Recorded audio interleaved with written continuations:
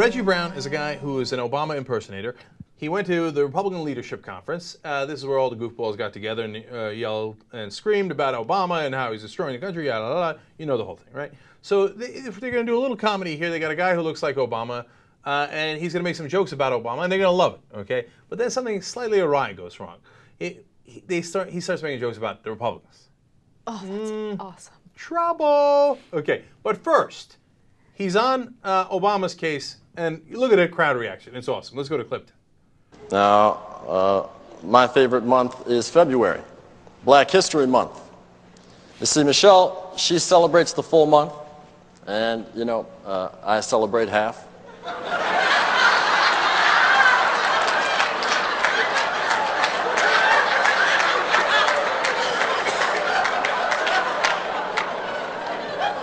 My father was a black man from Kenya, and my mother was a white woman from Kansas. So yes, my mother loved a black man, and no, she was not a Kardashian.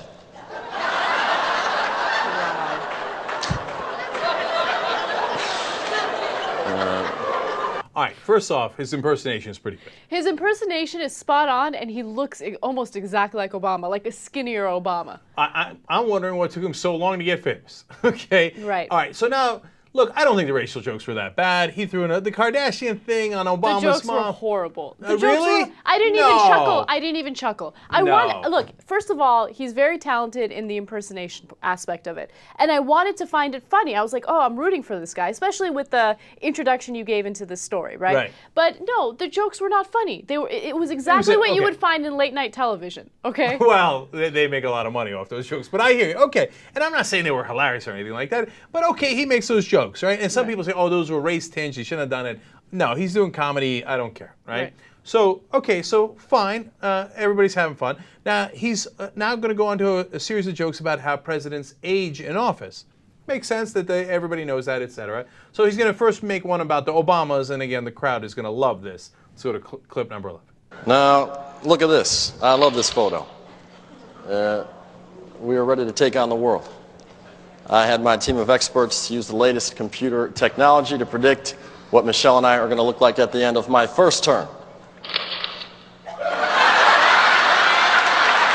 That was Sanford and Son and the neighbor that they feud with. So look, he's aging. It's funny. I don't know if the audience is laughing because Sanford and Son, you know, he ran a junkyard. And I don't know, but it's okay. There's nothing wrong with laughing at that, okay? So again, I think that everything's going along swimmingly, okay?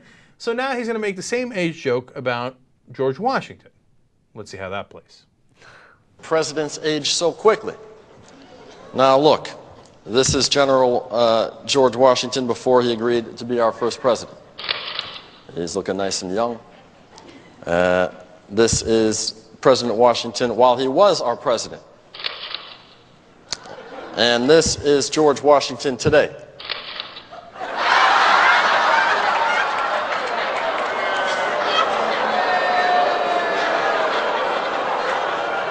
Now, wait a minute.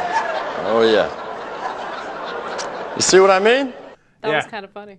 Okay, okay, look, to me, it's all like, the Barbara Bush is pretty standard. All of his jokes, I think, are okay, right? And, you know, I don't love him, I don't hate him, etc.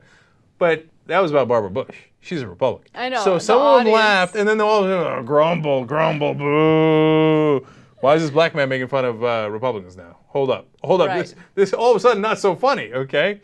So now he's going to go to Mitt Romney. Remember, Mitt Romney's a Mormon. They can have multiple wives. Clip 13. You got your front runner, Mitt Romney.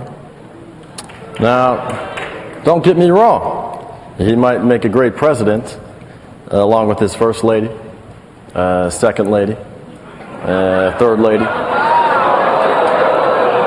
Oh, boo, boo. That's another Republican joke. Boo.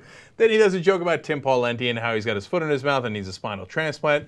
Good, standard Pawlenty jokes. Boo, sick to long, get out. Get. Okay, now. Those jokes were so tame, though. They're so tame. Republicans aren't having any of it, okay? That's ridiculous. You have to be able to laugh at yourself. Here comes the best part. He goes on to Michelle Bachmann.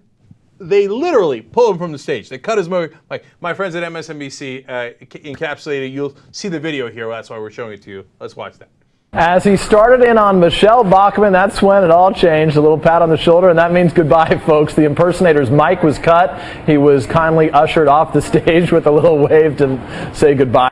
I'm surprised they didn't bring out the clown guy, with the cane that pulls you out, like, and then pull him out. Like, no. We weren't talking about Republican jokes. We wanted you to make fun of Obama, and then we would laugh and go, Obama.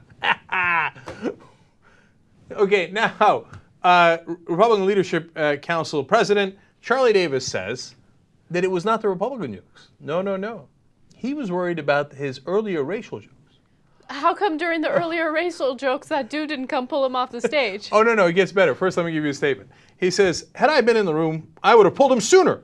We have zero tolerance for racially insensitive jokes. As soon as I realized what was going on, I rushed backstage and had him pulled. Now, we timed. Actually, one of my producers, I give him credit, Dan Noah, timed it at MSNBC, okay?